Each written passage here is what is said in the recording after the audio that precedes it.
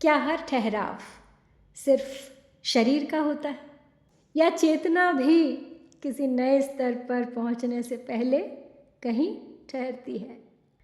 पिछले भाग में हमने देखा था कि मनु थक चुके थे, उनका साहस टूट रहा था, उनका शरीर अब उससे आगे बढ़ने की इजाज़त नहीं दे रहा था, और शरीर की उस थकान ने मन को भी कमज़ोर बना दिया था। श्रद्धा भले ही शरीर से थकी थी, लेकिन यहाँ तक आकर लौट जाना स्वीकार नहीं था उन्हें। तो श्रद्धा ने मनु को दिया विश्राम का संकेत, और उस रात उन्होंने वहीं विश्राम करने का निश्चय कर लिया। नमस्कार, भारतवाणी से मैं कविता स्वागत करती हूँ आप सबका। महाकवि जयशंकर प्रसाद रचित उनके प्रतिनिधि महाकाव्य कामायनी पर आधारित मेरी इस श्रृंखला की 74वीं कड़ी में आज रहस्य सर्ग के दूसरे भाग में हम उसी क्षण के बाद की यात्रा में प्रवेश कर रहे हैं, जहाँ पे बाहर का मार्ग शांत हो जाता है, यात्रा धीमी पड़ जाती है और भीतर का ब्रह्मांड खुलने लगता है। यहाँ मनु केवल पर्वत नहीं चढ़ रहे, वो केवल आगे नहीं बढ़ रहे, वो तो एक नए लोक, एक नई चेतना और एक नई अनुभूति को देख रहे हैं। वो अनुभव कर रहे हैं एक ऐसे लोक को जहाँ समय, दिशा और अस्तित्व सब बदल जाते हैं। तो आइए इस सूक्ष्म अनुभूति को साथ मिलकर महसूस करते हैं। झाई लगती जो वह तुमको ऊपर उठने को है कहती, इस प्रतिकूल पवन धक्के को झोंक दूसरी हो आ सहती, श्रांत पक्ष कर नेत्र बंद, बस विहग युगल से आज हम रहें, शून्य पवन बन पंख हमारे, हमको दे आधार जम रहे। झाई लगती जो वह तुमको ऊपर उठने को है कहती, इस प्रतिकूल पवन धक्के को झोंक दूसरी हो आ सहती, श्रांत पक्ष कर नेत्र बंद, बस विहग युगल से आज हम रहें, शून्य पवन बन पंख हमारे, हमको दें आधार जम रहे। तो श्रद्धा अब उस निराधार स्थिति में ठहरने के लिए मनु को उत्साहित कर रही है। मनु ने तो घुटने टेक दिए थे, वो अब और आगे बढ़ना नहीं चाहते थे, लेकिन श्रद्धा उन्हें थोड़ा विश्राम का संकेत देती हैं, फिर उन्हें धीरे धीरे उत्साहित करती हैं कि अब यहाँ तक आए हैं तो लौटने का कोई मार्ग नहीं। कहती है उनसे कि यहाँ तुम्हारी आँखों के आगे जो अंधेरे का जाला दिखाई दे रहा है, ये जो झाई जिसे कहते हैं, काला सा पर्दा आँखों के आगे जो छा जाता है, ये तुम्हें वर्तमान स्थिति से ऊपर उठने की प्रेरणा दे रहा है, ये तुम्हें बुला रहा है, कह रहा है कि मुझे भेदो और आगे निकलो। विपरीत दिशा से आने वाली जो वायु का जो धक्का होता है, उसे एक दूसरा झोंका ही आकर सहता है। अर्थात उल्टी दिशा से जब वायु चलती है, उसका आघात मनुष्य को आगे बढ़ने से रोकता है, पीछे की ओर धकेलता रहता है, लेकिन दूसरा धक्का जो उसे झेलता है वो अपने अंदर से ही उत्पन्न होता है, अपने अंदर से उत्पन्न उत्साह और प्रेरणा उस आघात को रोक लेती है। तो इस समय हम यहाँ पर थके हुए पक्षियों के जोड़े की तरह आंखें मूंद के चुपचाप रह जाएं। क्यों? ये आकर्षण शक्ति से रहित वायु ही हमारी हो, हम विचलित ना होके स्थिर हो जाए। तो जैसा कि पहले भी कहा जा चुका है कि मनु यहाँ पे साधनावस्था में स्थित साधक के प्रतीक है और श्रद्धा मार्गदर्शक या गुरु की प्रतीक है। साधना मार्ग में चलते हुए कभी साधक ऐसी स्थिति में पहुँच जाता है जब उसे न बाह्य स्थिति का ज्ञान होता है और न आंतरिक प्रकाश हो पाया है भी उसके भीतर। यही लेकिन वो सोपान है जिस पे चढ़ के वो आगे प्रकाश देखने में समर्थ हो जाता है। इसी स्थिति में कुंडलिनी नाड़ी का जागरण होता है और विषय वासना जोर पकड़ते हैं उस समय, जिनका संकेत प्रतिकूल पवन से किया गया है, लेकिन संयम और दम से उन पर नियंत्रण करना होता है। यही दूसरी झोंक से संकेतित है। तो साधक पक्षी की भांति निश्चल होकर आंख मूंद कर आसन पर व्यक्ति जब जम जाता है, श्वासों की गति शून्य के तुल्य हो जाती है, प्राणायाम से समाधि में स्थित हो जाता है वो। वायुमंडल में वायु की एक परत ऐसी है जहाँ पहुँची वस्तु गिरकर नीचे नहीं आती। जब आप एटमॉस्फेयर से ऊपर निकल जाते हैं, स्पेस, वो भू कक्षा से ऊपर है, यहाँ पे उसका भी संकेत है। और पहली पंक्ति में वही संकेत है जो हमें मिलता है तम सोमा ज्योतिर्गमय से, अर्थात मुझे अंधकार से प्रकाश की ओर ले जाओ। तो मनु चाहते तो है, श्रद्धा को अपना गुरु भी मान चुके हैं, जैसा वो कहेंगी वैसा करने को तैयार हैं, लेकिन बीच बीच में उनकी हिम्मत जवाब दे देती है। तो श्रद्धा यही उनसे बार बार कह रही हैं इस पद में उठने का आह्वान करते हुए कि बाधाएं ही सहायक होती हैं आगे बढ़ने में। जो तुम्हें कठिनाई लग रही है वही तुम्हें ऊपर उठाएगी।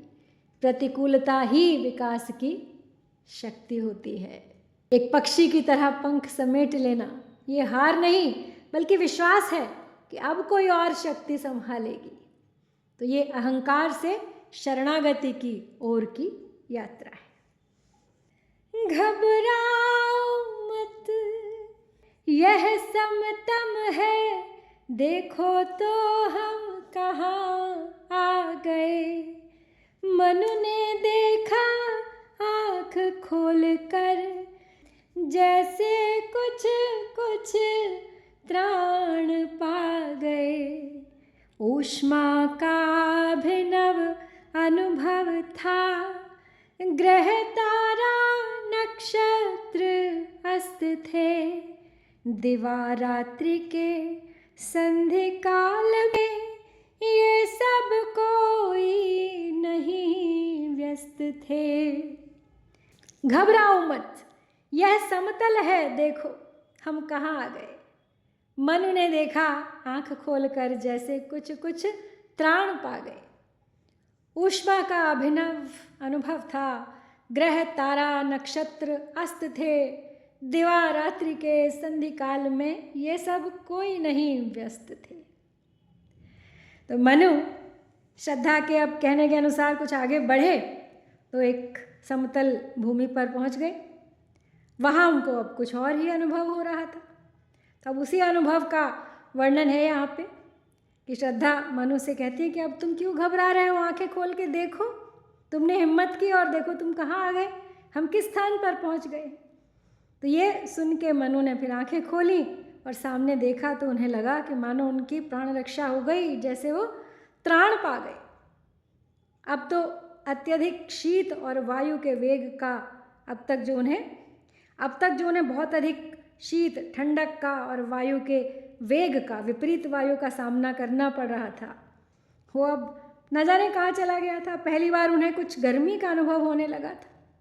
वहाँ पे ग्रह नक्षत्र तारे कुछ भी दिखाई नहीं दे रहे थे, जैसे दिन और रात्रि के मिलन के क्षण में उधर सूर्य भी अस्त हो गया होता है और चंद्र तारे आदि का उदय भी नहीं होता है, कुछ वैसी ही स्थिति थी वहाँ पर। और ऐसी स्थिति होती है साधना की भी, जिसमें सारे बाहरी प्रकाश लुप्त हो जाते हैं, केवल आत्म ज्योति का प्रकाश भासित होता है। बाहर की सभी शीत उष्ण ये सब अनुभव, न ठंड लगती है न गर्मी, सब जाते रहते हैं। कायाग्नि को जगा के साधक उसी से उष्णता का अनुभव करता है। इस स्थिति का संकेत उपनिषद में इस प्रकार किया गया है कि न तत्र सूर्यो भाति न चंद्र तारका, तमेव भान्त मनु भान्ति सर्वे तस्य भासा सर्वमिदं विभाति।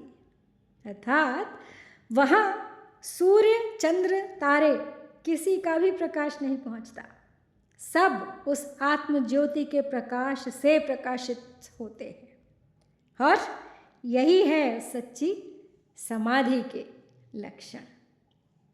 ऋतुओं के स्तर हुए तिरोहित, भूमंडल रेखा विलीन सी, निराधार उस महादेश में उदित सचेतनता नवीन सी। त्रिदिक विश्व आलोक बिंदु भी तीन दिखाई पड़े अलग थे, त्रिभुवन के प्रतिनिधि थे मानो वे अनमिल थे किंतु सजग थे। ऋतुओं के स्तर हुए तिरोहित, भूमंडल रेखा विलीन सी, निराधार उस महादेश में उदित सचेतनता नवीन सी। त्रिदिक विश्व आलोक बिंदु भी तीन दिखाई पड़े अलग थे, त्रिभुवन के प्रतिनिधि थे मानो वे अनमिल थे किंतु सजग थे। तो वो स्थान कैसा विलक्षण था जहाँ पे मनु और श्रद्धा पहुँच गए थे। तो उसी का वर्णन करते हुए प्रसाद जी कह रहे हैं कि वहाँ कोई भी ऋतुओं का क्रम दिखाई नहीं दे रहा था, वसंत आदि। वहाँ से इस पृथ्वी मंडल की रेखा भी दिखाई नहीं दे रही थी, परंतु आधार रहित उस विलक्षण स्थान में एक नई ही चेतना का अनुभव हो रहा था, एक नए प्रकार की स्फूर्ति महसूस हो रही थी उनको। सारा संसार तीन दिशाओं में विभक्त लग रहा था, उसमें तीन गोल गोल प्रकाश चिन्ह भी पृथक पृथक दिखाई दे रहे थे। वे मानो तीनों लोकों के जैसे प्रतीक हों। ऐसे लग रहे थे कि एक दूसरे से परस्पर तो वो दूर थे, लेकिन सब प्रकाशमान थे, ग्रह नक्षत्रों की तरह चमक रहे थे। तो यहाँ पे हृदय को उपनिषदों में परम आकाश कहा जाता है, या परमे व्योमन शब्द हृदय के लिए प्रयोग किया जाता है। असंप्रज्ञात समाधि, उसमें एक बार सर्वथा शून्यता और अंधकार होता है, फिर धीरे धीरे प्रकाश का स्फुरण होता है। तो यहाँ पे विलीन सी, नवीन सी, मानो ये एक प्रकार की उत्प्रेक्षा को सूचित कर रहे हैं शब्द। मनु ने पूछा कौन नए ग्रह ये हैं श्रद्धे, मुझे बताओ मैं किस लोक बीच पहुँचा, इस इंद्रजाल से मुझे बचाओ। इस त्रिकोण के मध्य बिंदु तुम, शक्ति विपुल क्षमता वाले, एक एक को स्थिर हो देखो, इच्छा ज्ञान क्रिया वाले। वह देखो रागारुण है जो उषा के कंदुक सा सुंदर, छायामय कमनीय कलेवर, भावमयी प्रतिमा का मंदिर। मनु ने पूछा कौन नए ग्रह हैं ये श्रद्धे, मुझे बताओ मैं किस लोक बीच पहुंचा, इस इंद्रजाल से मुझे बचाओ। इस त्रिकोण के मध्य बिंदु तुम, एक एक को स्थिर हो देखो, इच्छा ज्ञान क्रिया वाले ये। वह देखो रागारुण है जो उषा के कंदुक सा सुंदर, छायामय कमनीय कलेवर, भावमयी प्रतिमा का मंदिर। तीन आलोक बिंदुओं को अब जब मनु ने देखा तो उनके मन में बड़ा कौतूहल हुआ। वो जानना चाहते थे कि ये तीन बिंदु जो हैं प्रकाशमान, ये क्या है। तो श्रद्धा से उन्होंने प्रश्न किया। तो अब उसी का विवरण है यहाँ पे। मनु ने श्रद्धा से प्रश्न किया कि ये जो तीन प्रकाश बिंदु दिखाई दे रहे हैं ये क्या है, क्या ये कोई नए ग्रह हैं, इनका परिचय मुझे दो। ये तो कोई अद्भुत ही लोक प्रतीत हो रहा है जहाँ मैं पहुँच गया हूँ। ये कौन सा है, ये कोई जादू सा सम्मोहन सा लग रहा है मुझे। इससे मेरी रक्षा करो। इन बिंदुओं से एक त्रिकोण तांत्रिक यंत्र की आकृति बनी हुई है। तुम उनके बीच में स्थित बिंदु के समान हो। तो तात्पर्य यह है कि इन तीनों बिंदु या लोक तुम्हारे इधर उधर फैले हुए हैं। अपनी शक्ति के कारण इन तीनों बिंदुओं की सामर्थ्य बहुत अधिक है। अब इन्हें ध्यान से देखो। एक का नाम है इच्छा, एक है ज्ञान और एक है क्रिया। इन तीनों में जो अनुराग की भांति गहरे लाल रंग का बिंदु है, जो ऐसा सुंदर है मानो उषा की गेंद ही हो। इसका शरीर छाया अथवा कांति से बना होने के कारण बहुत सुंदर है, मनोहर है, और मनोभाव रूपी मूर्ति जिसमें प्रतिष्ठित है एक ऐसा मंदिर है ये, अर्थात एक भावलोक है ये। शब्द स्पर्श रस रूप गंध की पारदर्शिनी सुघड़ पुतलियाँ, चारों ओर नृत्य करती जो रूपवती रंगीन तितलियाँ, इस कुसुमाकर के कानन के अरुण पराग पटल छाया में, इठलाती सोती जागती ये अपनी भाव भरी माया में। शब्द स्पर्श रस रूप गंध की पारदर्शिनी सुघड़ पुतलियाँ, चारों ओर नृत्य करती जो रूपवती रंगीन तितलियाँ, इस कुसुमाकर के कानन के अरुण पराग पटल छाया में, इठलाती सोती जगती ये अपनी भाव भरी माया में। तो श्रद्धा उसी भावलोक का वर्णन करते हुए मनु से आगे कहती हैं कि ज्ञानेंद्रियों के 5 विषयों, ध्वनि जो कर्णेंद्रियों का विषय है, कानों से सुनने का विषय है, स्पर्श यानी छूना जो कि त्वचा का विषय है, फिर है खट्टा मीठा आदि रस या स्वाद जो जिह्वा का विषय है, रूप जो कि चक्षुओं का आँखों का विषय है, गंध जो पृथ्वी का विषय है।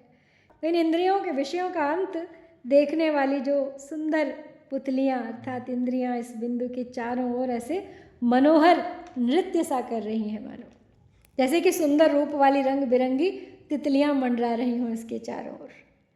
तो इस लोक रूपी बसंत ऋतु में विकलित बन के पुष्प समूह के रूप वाली रंग बिरंगी तितलियाँ ही हों। इस लोक रूपी बसंत ऋतु में विकलित बन के पुष्प समूह के विलास से भरी ये इंद्रियाँ ये अकड़ के चलती हैं तथा सोया और जागा करती हैं, अर्थात अपना समय समय पर प्रभाव दिखाया करती हैं। तो श्रद्धा में समझा रही हैं कि प्रकृति के नियमों से परे है चेतना। ऋतुएं, दिशाएं सब लुप्त हो जाती हैं जब चेतना आती है। तो ये संकेत है कि मनु अब भौतिक जगत से ऊपर उठ रहे हैं और एक सूक्ष्म चेतन स्तर में प्रवेश कर रहे हैं। और जब 3 शक्तियाँ प्रकट हुई उनके सामने, 3 अलग अलग प्रकाश बिंदु, तो जाना उन्होंने कि यही है जीवन की मूल शक्तियाँ, इच्छा, ज्ञान और क्रिया, विल, नॉलेज, एक्शन। और जब मनु ने जानना चाहा कि ये क्या है, तो श्रद्धा ने बताया कि यही है जीवन का संतुलन सूत्र। ये तीनों शक्तियाँ मिलकर ही पूर्णता बनाती हैं और इसके मध्य में तुम हो। इन्हीं का संतुलन ही संपूर्ण जीवन है। ये भावनाओं का संसार, ये लालिमा, राग, ये सब भावों का प्रतीक है और यहाँ मनुष्य की भावनात्मक चेतना प्रकट होती है। 5 इंद्रियां देखो, मानो यहाँ इसके चारों ओर नृत्य कर रही हैं। तो संसार की अनुभूति का यही तो सौंदर्य है, लेकिन साथ ही साथ ये एक मोह का जाल भी है, माया का आकर्षण है। ये भावनाएं हमें आकर्षित करती हैं, हम उनमें खो जाते हैं और यहाँ आनंद और भ्रम दोनों साथ साथ चलने लगते।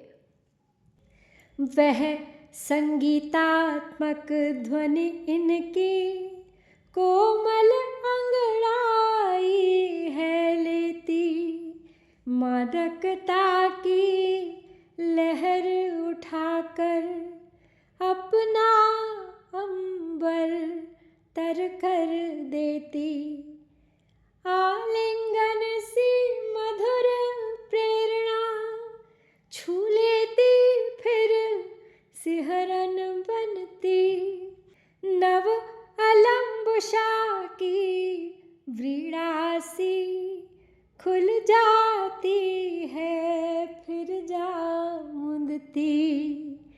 नव अलंबुषा की व्रीड़ा सी खुल जाती है फिर जा मुंदती।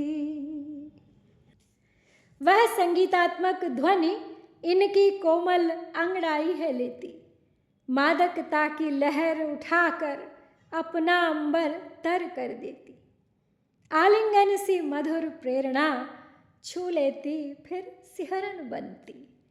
नव अलंबुषा की व्रीड़ा सी खुल जाती है फिर जा मुंदती। तो श्रद्धा अब उस भावलोक का परिचय देती हुई इंद्रियों के विषय में कुछ और कह रही हैं मनु से। कहती हैं कि इनसे उठने वाली संगीतमय आवाज़ विलास भरा नया नया रूप धारण करती है। अर्थात इन इंद्रियों से अपने अपने विषयों को ग्रहण करने के लिए नई नई प्रेरणा मिलती रहती है। ये अंतर में मस्ती की तरंग उत्पन्न करके स्वेद से अपना वस्त्र भिगो देती हैं और सारे वातावरण को ही सरस कर देती हैं। तो भाव यही है कि जब हमारी ये इंद्रियां प्रबल होती हैं तो इनके प्रभाव से मन में एक मस्ती सी छा जाती है और सारा वातावरण सुंदर हो जाता है। आलिंगन की इच्छा उभरती है जिसके कारण शरीर में एक हल्का सा कंपन उत्पन्न हो जाता है। जैसे नई लाजवंती किसी का स्पर्श पा के सकुचा जाए और पुनः खिल उठे। इसी प्रकार हृदय में उत्पन्न विषय सुखों की अभिलाषा प्रकट होती है और विलीन होती रहती है। तो तात्पर्य यही है कि इस भावलोक में विभिन्न विषयों का ग्रहण करने वाली इंद्रियां जब प्रबल होती हैं तो उनकी प्रेरणा बड़ी सुखद प्रतीत होती है। हृदय में मस्ती सी छा जाती है। जैसे कोई नायिका रागावेश में मतवाली हो जाती है और सात्विक भाव स्वेद से पानी पानी हो जाती है। इसी प्रकार उस अभिलाषा के कारण सारा वातावरण सरस लगने लगता है। उसी विषय अभिलाषा से प्रेमी प्रेमिका की परस्पर आलिंगन की इच्छा होती है। उस आलिंगन में एक दूसरे का स्पर्श करके शरीर में कंपन और पुलक उत्पन्न होता है और फिर पुनः लज्जा का भाव उदित होता है जो कि विषय प्रवृत्ति से रोकता है और कुछ समय बाद शांत हो जाता है। इस प्रकार विषयाभिलाषा नया नया रूप धारण करती रहती है। यहाँ पे ध्वनि का अंगड़ाई लेना, अंबर तर करना, ये सब कितने सुंदर समास और अलंकारों का प्रयोग किया है यहाँ पे प्रसाद जी ने। संसार की लय को उन्होंने एक संगीतात्मक ध्वनि बताया है। कहते हैं कि जीवन एक संगीत ही तो है जो हमें सींचता है, हमें बहाता है, हमें खींचता है अपनी ओर। अनुभव का रस है ये, लेकिन इसमें आनंद भी है और इसमें क्षण भंगुरता भी एक साथ है। ये सुख हमें छूता है लेकिन स्थायी नहीं होता। ये क्षणिक सा आनंद है, उसके बाद फिर आ जाती है एक रिक्तता।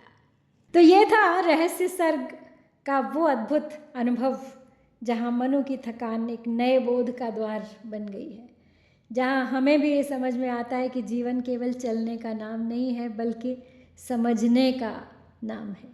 इच्छा, ज्ञान और क्रिया, इन तीनों के बीच संतुलन ही हमारी यात्रा को पूर्ण बनाता है। अगले भाग में हम इसी विषय पर और गहराई में उतरेंगे, इस रहस्य के और भी सूक्ष्म आयामों की ओर। यदि ये यात्रा आपको भीतर से छू रही है तो मेरे साथ जुड़े रहिए, बने रहिए इस यात्रा में अंत तक। लौटूंगी अगली कड़ी के साथ अगले सप्ताह आज ही के दिन। प्रतीक्षा कीजिएगा। जय शंकर, जय भारत।